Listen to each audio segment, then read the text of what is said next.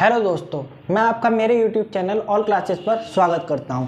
जैसा कि आपको पता है, हमने केमिकल काइनेटिक्स के 2 लेक्चर अभी इससे फर्दर बना दिए हैं पीछे ही, और ये केमिकल काइनेटिक्स का 3rd लेक्चर है। हमने अभी जो लास्ट लेक्चर हमारा गया था उसके अंदर हमने zero order of the reaction की इंटीग्रेटेड फॉर्म पढ़ी थी। क्या zero order of the reaction की इंटीग्रेटेड फॉर्म पढ़ी थी, और वो हमारा कुछ इस तरीके से निकल कर आया था, AT = A0 - KT। ये किसके लिए था? Zero order of the reaction. और अगर बात करी जाए कि इसकी टी हाफ कितना है, मतलब half life of the zero order reaction क्या निकल के आई थी, तो वो A0/2K कुछ इस तरीके से हमारी वो निकल के आई थी। अब इस लेक्चर के अंदर हम बात करेंगे first order of the reaction. जो हमारे CBSE का जो सिलेबस है उसके अंदर सिर्फ जीरो और फर्स्ट और सूडो फर्स्ट ऑर्डर रिएक्शन है। सूडो और फर्स्ट ऑर्डर रिएक्शन में हम आपको बताएंगे क्या होती है। तो ये किसके लिए है? जीरो ऑर्डर के लिए। अब हम पढ़ेंगे इसमें फर्स्ट ऑर्डर के लिए, लेकिन हम आपको सेकंड ऑर्डर का भी डेरिवेशन यहाँ पे कराएंगे, integrated form of second order reaction. तो हम फर्स्ट ऑर्डर रिएक्शन पर आते हैं, पहले उसकी डेफिनेशन जानते हैं आखिर वो होती क्या है। तो फर्स्ट ऑर्डर रिएक्शन, तो the reaction in which the rate of the reaction is directly proportional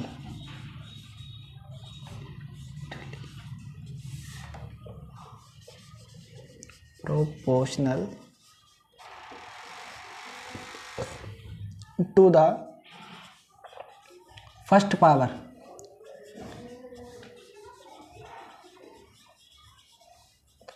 of the reactant। मतलब क्या? जीरो ऑर्डर के अंदर क्या होता था? जो रेट होता था वो जीरो पावर के डायरेक्टली प्रोपोर्शनल होता था। रिएक्टेंट की जीरो पावर की तो प्रोपोर्शनल होता था। आप देखिए कुछ इस तरीके से होता था। जीरो ऑर्डर के लिए हम कुछ इस तरीके से तो एक्सप्रेशन लिखते थे। अगर हम फर्स्ट ऑर्डर की बात करें तो डेफिनेशन क्या कहती है? The order of the reaction in which the rate of the reaction is directly proportional to its first power of the reactant. मतलब क्या है? ऐसी रिएक्शन जिसके अंदर रेट प्रोपोर्शनल होता है फर्स्ट पावर, मतलब जिसमें पावर कितनी होती है, एक्सपोनेंट कितना होता है उसका, 1 होता है, तो वो रिएक्शन क्या कहलाती है? हमारी फर्स्ट ऑर्डर रिएक्शन। अगर हम आगे करें तो R यहाँ पर रेट कांस्टेंट आ जाएगा। K को हमने क्या बताया था आपको? Rate constant. और इसकी जो SI यूनिट होती थी वो किस पे डिपेंड करती थी? Order of the reaction. First order के लिए कुछ और होगी इसकी यूनिट, और सेकंड ऑर्डर के लिए अलग यूनिट होगी। हम इस लेक्चर में आपको इसकी फर्स्ट, सेकंड, थर्ड और जीरो ऑर्डर के लिए रिएक्शन आपको इसकी मतलब कि जो ऐसा यूनिट होगी वो हम आपको निकाल के दिखाएंगे। आपको मेनली याद रखनी है, उससे क्या है, टाइम बचता है। अगर आपका MCQ क्वेश्चन आते हैं कुछ, तो उसके अंदर क्या है, आपका टाइम बचेगा। आपको जीरो ऑर्डर की पता है, आप तुरंत निकाल दोगे, आपको निकालने की कोई ज़रूरत नहीं पड़ेगी। फर्स्ट ऑर्डर की पता है, सेकंड ऑर्डर की पता है, आप सब बता उसमें तुरंत निकाल दोगे। तो हम इसमें क्या करने वाले हैं, इसकी क्या करनी थी हमें? Integrated form. इंटीग्रेटेड फॉर्म क्या होती थी? एक मैथमेटिकल डेरिवेशन होता था जो कि हमें रिलेशन बताता था कंसंट्रेशन ऑफ द रिएक्टेंट, मतलब कि जो हमारा रेट लॉ होता था उसके बीच में और टाइम के बीच का। क्या जो हमारा इंटीग्रेटेड फॉर्म है वो क्या करती है? हमें रिलेशन बताती है रेट लॉ और टाइम के बीच में। क्यों? क्योंकि टाइम रेट लॉ के अंदर आप देख सकते हैं यहाँ पे कहीं टाइम से कोई भी रिलेशन इसका है नहीं, लेकिन हमारी जो इंटीग्रेटेड फॉर्म होती है वो हमें ये चीज़ बताती है। तो हम किस पर आते हैं? क्या? इंटीग्रेटेड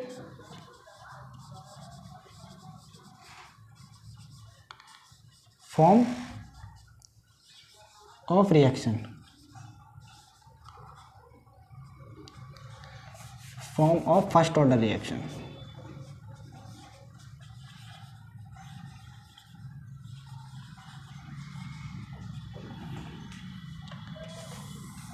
तो ये हमने आपको पहले ही बता दिया था, ये जो जितना भी चैप्टर हमारा केमिकल काइनेटिक्स NCERT के अकॉर्डिंग सारा A to B रिएक्शन के लिए, A to B रिएक्शन के लिए। मतलब सिंपली एक प्रोडक्ट, एक रिएक्टेंट हमारे एक प्रोडक्ट दे रहा है। तो हमें पहले लेट करते हैं। लेट क्या, हमारे जो हमने बताया था आपको इंस्टेंटेनियस टाइम लास्ट लेक्चर में बताया था, और इंस्टेंटेनियस रेट भी बता दिया था। तो इंस्टेंटेनियस रेट के according R is equal to minus dA/dt हो जाएगा इसका रेट रिएक्शन का फर्स्ट ऑर्डर के लिए। ये तो हमारा ये जो हमने स्टार्टिंग में आपको बताया था सबके लिए। तो इक्वेशन फर्स्ट, और दूसरा अगर रेट लॉ के अकॉर्डिंग देखा जाए तो K⁴ मतलब सिंपली ये इक्वेशन सेकंड। अगर हम दोनों इक्वेशनों को इक्वेट करेंगे तो R तो हट जाएगा, तो क्या बचेगा हमारा minus dA/dt is equal to K concentration of A। Bracket लगा देना जरूर। अगर हम एक ही टर्म को एक साइड लेके आ जाए और dt को अलग कर दें यहाँ से, तो हमारा क्या बनेगा। आई होप कि आपको ऊपर तक ये समझ में आ गया होगा। अब मैं इसे रफ कर देता हूँ।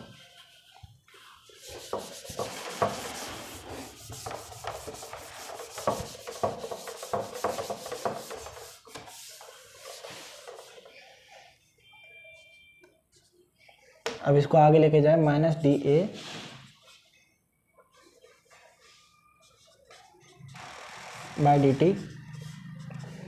K A। अब हमें क्या करना था, एक ही टर्म को अलग लेना था और dt को अलग हटा देना था। तो dA/A माइनस का K dt हो जाएगा यहाँ पर। इतने आपको समझ में आ गया होगा। तो अब हमें क्या करना है, यहाँ पे भी हमें क्या करना है, इंटीग्रेशन करना है, बोथ साइड इंटीग्रेशन। तो integrate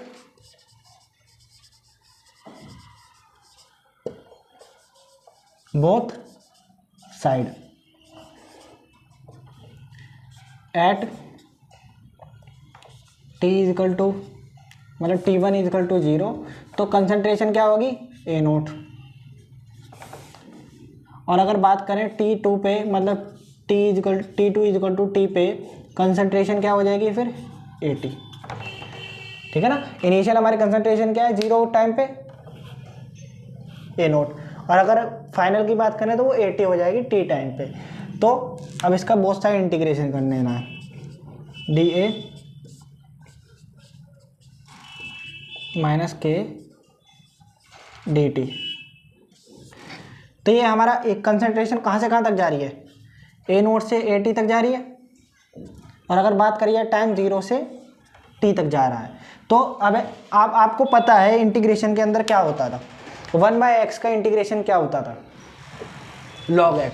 integration of 1/x is equal to log x। मतलब अगर हम ये करेंगे 1/x का इंटीग्रेशन तो log x होता है, ये log x। तो यहाँ पे अगर हम करेंगे अपॉन में concentration of A 1 concentration of A, इसी का तो इंटीग्रेशन करना है हमें। तो ये इसका क्या हो जाएगा log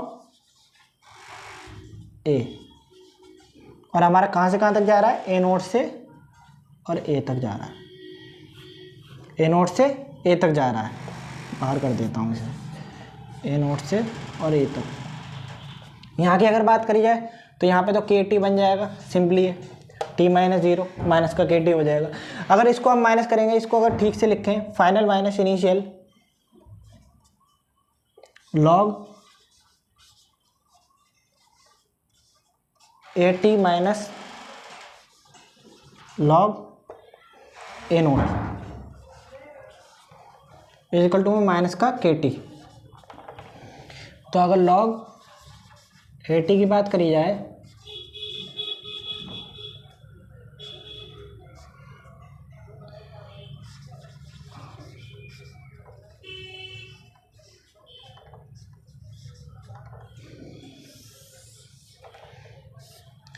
अगर इसी मतलब हमारा क्या हुआ, ये किसके लिए आया, हमारा फर्स्ट ऑर्डर रिएक्शन के लिए इंटीग्रेटेड फॉर्म है।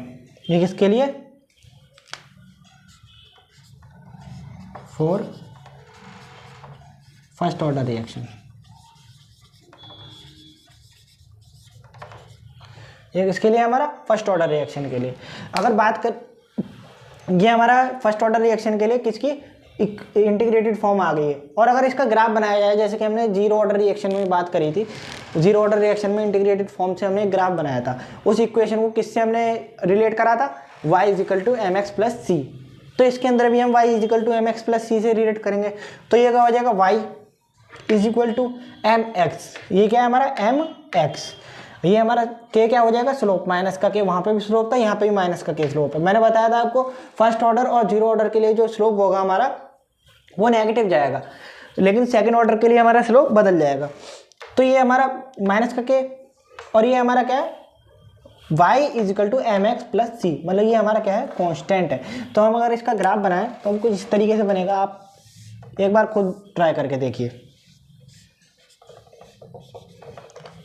तो ये हमारा यहाँ पर क्या हो जाएगा t एम एक्स एक्स एक्सिस पे, और y एक्सिस पे क्या है हमारा कंसंट्रेशन log AT।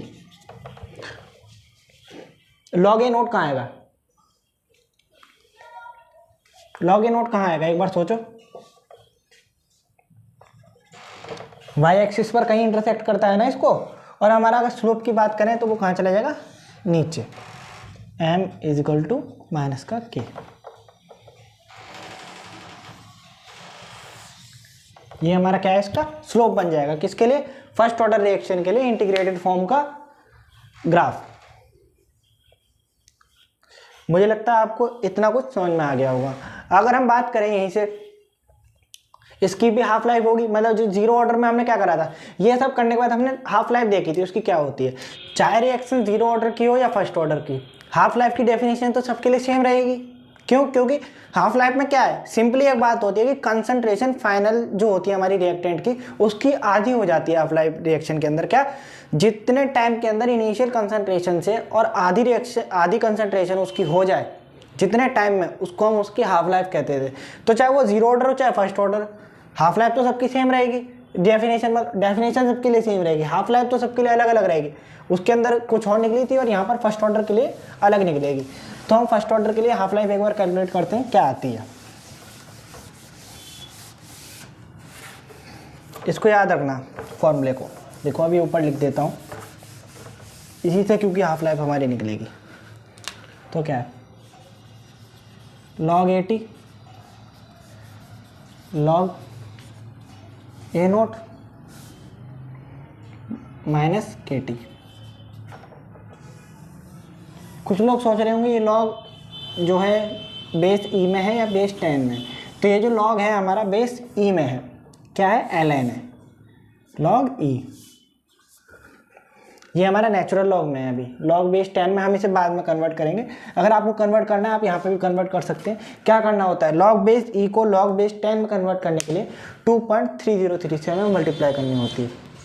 क्या करना होता है 2.303 से मल्टीप्लाई। तो यहाँ पे अगर हम करेंगे तो 2.303 log A 2.303 log A note minus KT। अगर हम यहाँ से 2.303 से पूरी इक्वेशन को डिवाइड कर देंगे, log AT log A note minus KT 2.303, ये हमारा कुछ इस तरीके से आ जाएगा। अगर log बेस ई को log बेस 10 में कन्वर्ट कर देंगे तो इसकी जो इंटीग्रेटेड फॉर्म की इक्वेशन आएगी वो कुछ इस तरीके से आएगी, क्या ये आएगी। अब हम किस पर थे, हमें बात करनी है half life of the first order reaction, half life of the first order reaction. तो हमने क्या क्या बताया था, T1 इज इक्वल टू 0 पे कंसंट्रेशन कितनी होगी A नोट, और T2 इज इक्वल टू पे T पे कंसंट्रेशन कितनी हो जाएगी इसकी A नोट बाई 2। क्यों, क्योंकि हाफ लाइफ की बात कर रहे हैं। हाफ लाइफ में हमने पहले ही आपको बता दिया जितने टाइम के अंदर कंसंट्रेशन आधी हो जाए उसकी इनिशियल की, वही उसकी हाफ लाइफ होती है। और हमें यही कैलकुलेट करना है, क्या करना है टी हाफ कैलकुलेट करना है। तो हम टी हाफ T2 पे मतलब टी हाफ ले लेते हैं यहाँ पे। तो हम अब इस इक्वेशन में से पुट करते हैं, तो log AT पे क्या है हमारा A नोट बाई 2 है कि नहीं। अब log इनिशियल कंसंट्रेशन हमारी ए नोट माइनस के, और टाइम कितना है 1/2, मतलब टी हाफ हमें कैलकुलेट करना है। तो अगर हम इसको इधर कर दें के टी हाफ को और इसको इधर भेज दें तो क्या होगा हमारा, के t half log A note minus log A naught by 2, ये हमारा कुछ इस तरीके से आ जाएगा।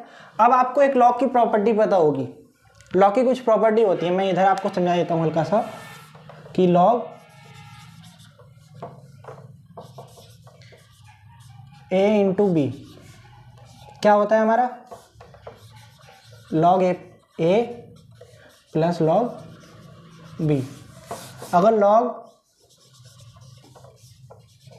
ए बाई बी की बात करें तो log A minus log B क्या है, अगर डिवाइड में होता है ए बाई बी तो हमारा क्या आ जाएगा log A minus log B, और अगर हम मल्टीप्लाई की बात करेंगे तो उसमें लॉग ए प्लस लॉग बी अलग अलग हो जाएगा। तो यहाँ पर आप देख सकते हो ये हमारा कुछ इस तरीके से log A minus log B, ये हमारे यही तो log A minus log B,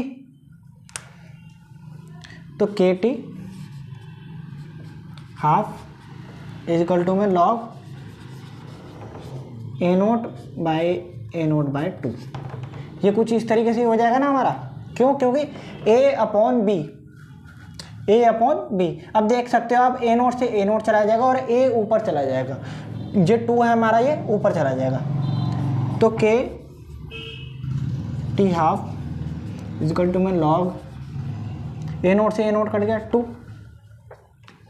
यही तो आएगा। और ये अभी तक हमारा लॉग किसके अंदर चल रहा था, हमने आपको बताया था वो लॉग 10 में कन्वर्ट करने के लिए, तो उसमें 2.30 से हमने मल्टीप्लाई करी थी, लेकिन अभी तक ये हमारा यहाँ से हमने लिया है तो ये लॉग बेस ई के अंदर ही लिया है। हम इसको लॉग बेस 10 में अब कन्वर्ट करेंगे यहाँ पर जाकर। तो अगर हम बात करें हमें क्या निकालना है, टी हाफ लेना है, तो t half is equal to में लॉग,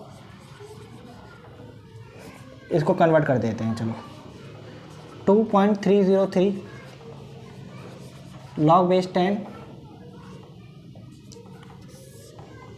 और के, यही तो होगा हमारा।